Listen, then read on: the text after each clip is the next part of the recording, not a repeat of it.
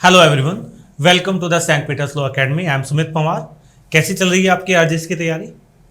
I hope कि आप अच्छी तैयारी कर रहे हैं। ठीक है, तो जैसा कि हमने आपसे कहा था कि हम अपनी आरजेएस में जो जीजे की एक सीरीज है वो स्टार्ट कर रहे हैं, तो उसी का एक नेक्स्ट पार्ट आज हम आपके सामने डिस्कस करने जा रहे हैं।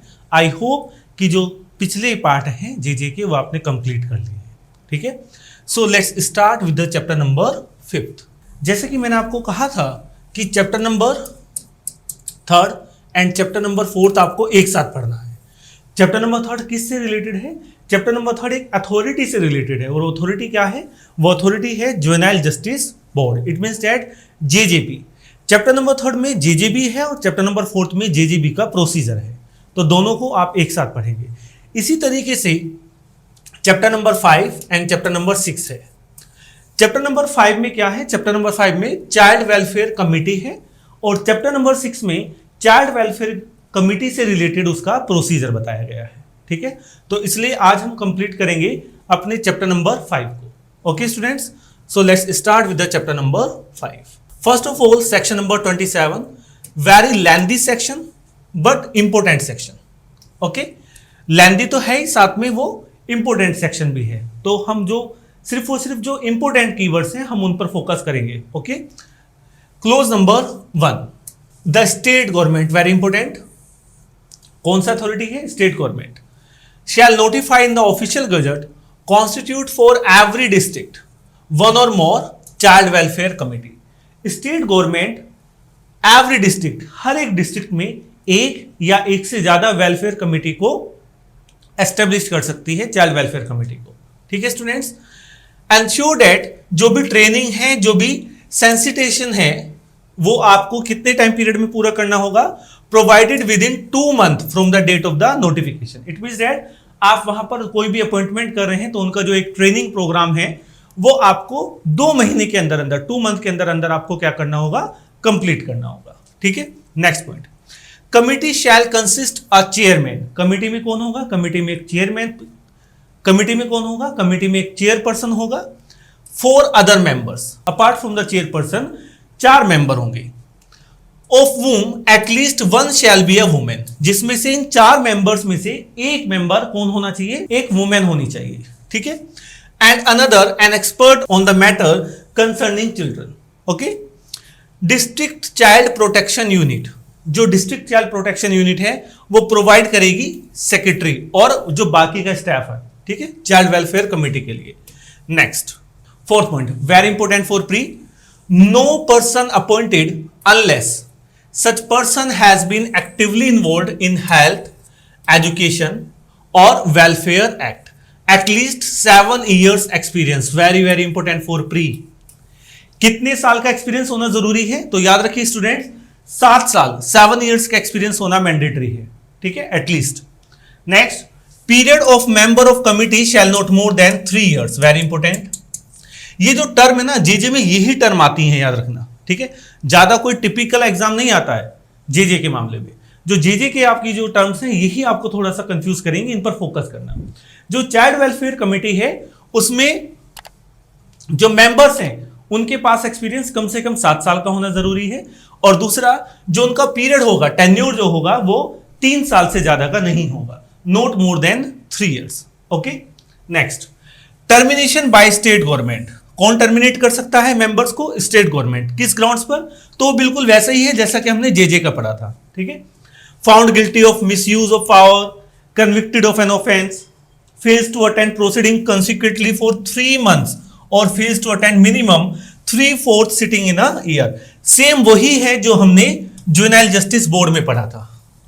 ठीक है, तो आपने वो वीडियो अगर देख ली है तो आपको उतना ही फोकस रखना, दोनों के ग्राउंड सेम है टर्मिनेशन के।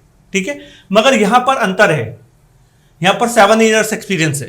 ठीक है, चलिए, district magistrate, very important. Authority name is district magistrate shell conduct a quarterly review of functioning of committee. जो कमिटी है उसकी फंक्शन का क्वार्टरली रिव्यू करेगा। कौन करेगा? DM, district magistrate. अथॉरिटी याद रखना कि कौन करेगा? डीएम करेगा। कब, कितने समय में करेगा? क्वार्टरली। ओके, ये टाइम पीरियड याद रखना, quarterly and by the DM.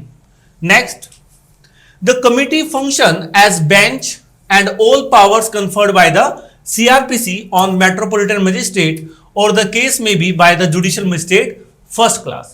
So close number 9 क्या कहता है? क्लोज नंबर 9 कहता है कि जो कमिटी है वो कैसे फंक्शन करेगी? वो एक बेंच की तरह फंक्शन करेगी। कैसे? बेंच। और जो पावर सीआरपीसी ने प्रोवाइड की है किसी मेट्रोपॉलिटन मजिस्ट्रेट को या फिर जुडिशियल मजिस्ट्रेट फर्स्ट क्लास को, बिल्कुल इसी तरीके से क्या करेगी? चाइल्ड वेलफेयर कमिटी अपने फंक्शन को परफॉर्म करेगी। ठीक है, याद रखना, child welfare committee function as a bench according to the CrPC, same as the metropolitan magistrate और the judicial magistrate first class. Clause number 10 very important for pre. अगर कोई चाइल्ड वेलफेयर कमिटी के decision से aggrieved है, मतलब कोई भी agreed party है, किसी को कोई भी ग्रीवेंस है regarding to the child welfare committee, तो कौन सी अथॉरिटी है जो उसको कंसीडर करेगी? तो याद रखना, डीएम, डिस्ट्रिक्ट मैजिस्ट्रेट शैल ग्रीवियंसेस रिड्रेसल अथॉरिटी। कौन है अथॉरिटी? डीएम है। For the child welfare committee and anyone connected with the child may file a petition before the district magistrate. Before the district magistrate. तो child welfare committee में जो सबसे important authority है after the child welfare committee, वो authority है आपका DM, district magistrate. तो आप याद रखना कि अगर चाइल्ड वेलफेयर कमिटी को लेकर कोई भी क्वेश्चन आता है, उसकी सुपीरियर अथॉरिटी तो वो है आपका DM, district magistrate. Okay students, इसको याद रखना। Next section, section number 28, very important for pre, procedure in relation to the committee.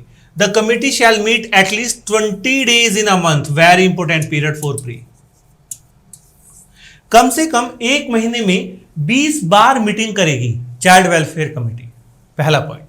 Second point, any difference of opinion among the members the majority decision prevail. अगर members में कोई भी किसी तरीके से क्या है, डिफरेंसेस हैं, तो मेजोरिटी का डिसीजन प्रिवेल करेगा। और अगर कोई मेजोरिटी नहीं है then chairperson opinion prevail. Okay students, next, no order made by committee shall be invalid by reason only absence of the member। अगर कोई मेंबर एब्सेंस है तो इस रीजन की वजह से चाइल्ड वेलफेयर कमिटी का कोई भी डिसीजन इनवैलिड नहीं होगा। पहला, provided 3 members present at the time of the final disposal. Exception ये है कि जब आप कोई भी फाइनल डिस्पोजल दे रहे हैं किसी भी केस का, तो वहां पर 3 मेंबर, एटलीस्ट 3 मेंबर का प्रेजेंट होना जरूरी है। So important for the pre, 3 members। Okay students, तो याद रखना 20 times in a month, not in a year, तो 20 times in a month. Section number 28। So student, next section is section number 29, power of committee. Committee shall have authority to dispose the case as well as provide basic need and protection. इसका आपको section याद रखना है, power of committee, section number 29, बहुत बार पूछा गया section है। ठीक है, power to deal exclusively for all the proceedings related to the child in need of care and protection। तो general powers.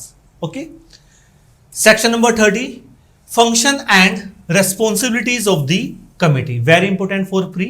Function of the committee, section number 30, power section number 29, function section number 30, responsibility section number 30। ठीक है, the committee shall meet at least 20 days in a month, ये हमने अभी ऊपर भी किया था, दोबारा से रिपीट हुआ है, इंपॉर्टेंट है, याद रखना। Second, conducting at least 2 inspection, very important, visit per month. आपको क्या करना होगा? 2 इंस्पेक्शन आपको जरूर करने होंगे। जहां पर जो बच्चे रहते हैं ना नीड एंड केयर प्रोटेक्शन के लिए, वहां पर उस प्रीमिसेस के आपको कम से कम 2 इंस्पेक्शन पर मंथ, हर महीने 2 इंस्पेक्शन आपको जरूर करने होंगे। ठीक है।